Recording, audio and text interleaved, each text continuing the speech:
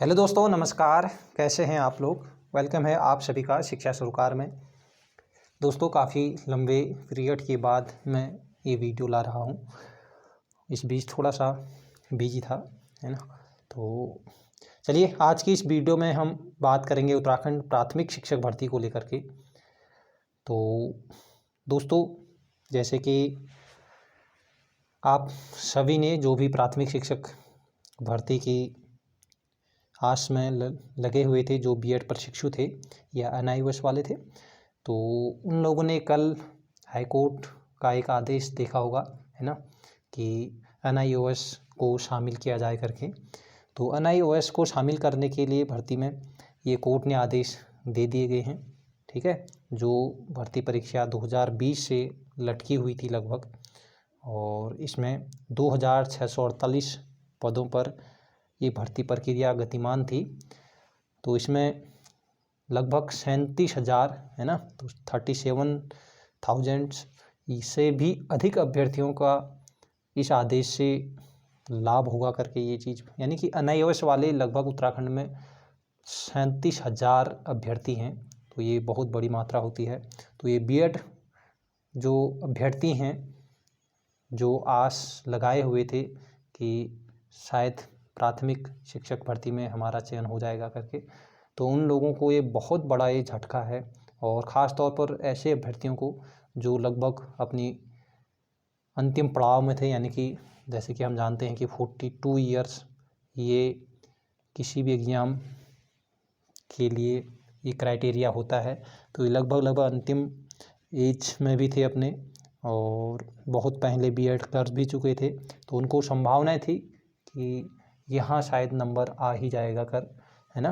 तो उनके लिए बहुत बड़ा ये झटका है। लगभग वो प्रशिक्षु और ऐसे प्रशिक्षु जो हैं, ये प्राथमिक शिक्षक भर्ती से क्या हो जाएंगे, बाहर हो जाएंगे, अगर एनआईओएस को अब शामिल करने की बात की ही गई है ना।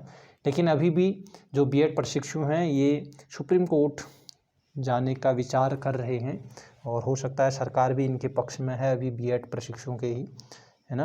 तो सरकार भी अपना पक्ष रखने के लिए सुप्रीम कोर्ट का दरवाज़ा खटखटा सकती है भाई, ठीक है। तो ये तो बात की बात है, लेकिन फ़िलहाल अगर अभी हम देखें तो एनआईओएस को मौका दे दिया गया है, ठीक। तो अब क्या डाइट डीएलएड पर इसका असर होगा, इसकी हम बात करते हैं, क्योंकि कई अभ्यर्थियों के मुझे मैसेज आ रहे हैं कि डाइट से डीएलएड हम कर रहे हैं या करने जा रहे हैं, तो हमारा भविष्य क्या होगा, क्या हमें कोर्स करना चाहिए भी कि या नहीं। क्योंकि जब एनआईओएस और डाइट डीएलएड को अगर बराबर की तवज्जो दे दी जाती है, तो फिर डाइट डीएलएड का कोई औचित्य नहीं रहता है ना। क्योंकि पहले से ही ऑलरेडी 37,000 हैं। हम मान सकते हैं कि कहीं के उसमें कम परसेंटेज होंगे ज़रूर, लेकिन बहुत सारे 37,000 में कई बहुत सारे ऐसे निकल जाएंगे जिनकी परसेंटेज बहुत अच्छी भी होगी, है कि नहीं। लेकिन अगर हम देखो, अगर आप मेरे से पूछते हैं कि क्या एनआईओएस के अभ्यर्थी, है ना, क्या एनआईओएस के अभ्यर्थी और डाइट डीएलएड के अभ्यर्थी प्राथमिक शिक्षक भर्ती में क्या बराबर की प्रतियोगिता करेंगे, तो मैं कहूँगा कि बिल्कुल भी नहीं, ठीक है। क्यों? क्योंकि देखो, डाइट डीएलएड का क्या है कि ये डाइट डीएलएड जो है ये गवर्नमेंट कराती है।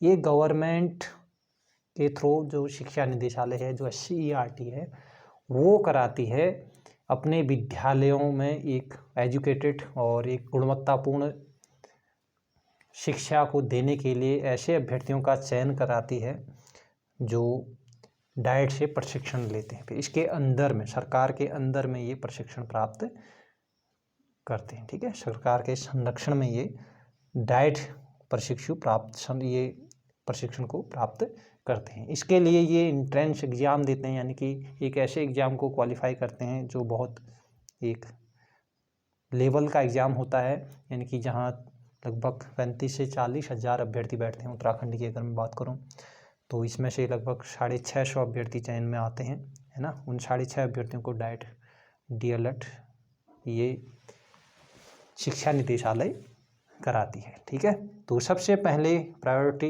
यानी कि प्राथमिकता डाइट DLED वालों को ही मिलेगी, और उसके बाद जो पद बचते थे पहले वो बीएड के लिए, बीएड अभ्यर्थियों को दिए जाते थे, लेकिन इस बार अब क्या होगा, वो NIOS को चले जाएंगे अगर मान्यता मिल गई है पूरी तरह, है ना।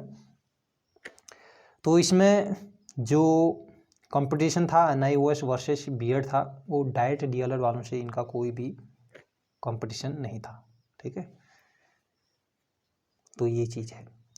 ये अभी देखो, अगर गवर्नमेंट का जो हमारा प्राथमिक शिक्षक भर्ती की अगर उसके हम प्रोस्पेक्टस की अगर हम बात करते हैं, तो वहाँ इसका कोई जिक्र नहीं है कि NIOS से पहले प्राथमिकता डाइट DLED को दी जाएगी करके, क्योंकि तब तक तो NIOS को कोई मान्यता नहीं दी गई थी, है ना। तो अब अगर मान्यता दी जाती है तो इसके लिए नया प्रोस्पेक्टस आएगा ये प्राथमिक शिक्षक भर्ती के लिए, तो उसमें ज़रूर ये चीज़ मेंशन होगा कि जो गवर्नमेंट के थ्रू जो डाइट DLED से जो प्रशिक्षु हैं, जो डाइट से DLED कर रहे हैं, तो उन लोगों के लिए इसमें पहली प्राथमिकता दी जाएगी करके। ठीक है, तो उनको कोई घबराने की कोई भी दिक्कत नहीं है। ठीक है, उनका कंपटीशन NIOS से बिल्कुल भी नहीं है। ठीक है, ये NIOS के अभ्यर्थी भी जानते हैं, और NIOS का जो कंपटीशन था वो केवल बीएड के लिए था। ठीक है ना, तो आप लोगों को कोई भी घबराने की कोई भी आवश्यकता इतनी नहीं है।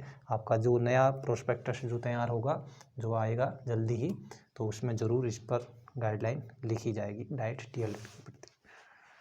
ठीक है, फिर तो ये चीज़ था, है ना। तो बाकी आप लोग तैयारी करते रहें, जो भी होगा ठीक ही होगा, अच्छा ही होगा, है ना। बीएड प्रशिक्षु भी, ठीक है, जो प्रशिक्षु आस में लगे हुए थे उनके लिए भी कहीं ना कहीं ये बहुत कष्टदायी क्षण है ज़रूर।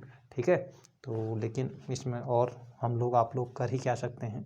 ठीक, तो आज के लिए इतना ही फिर।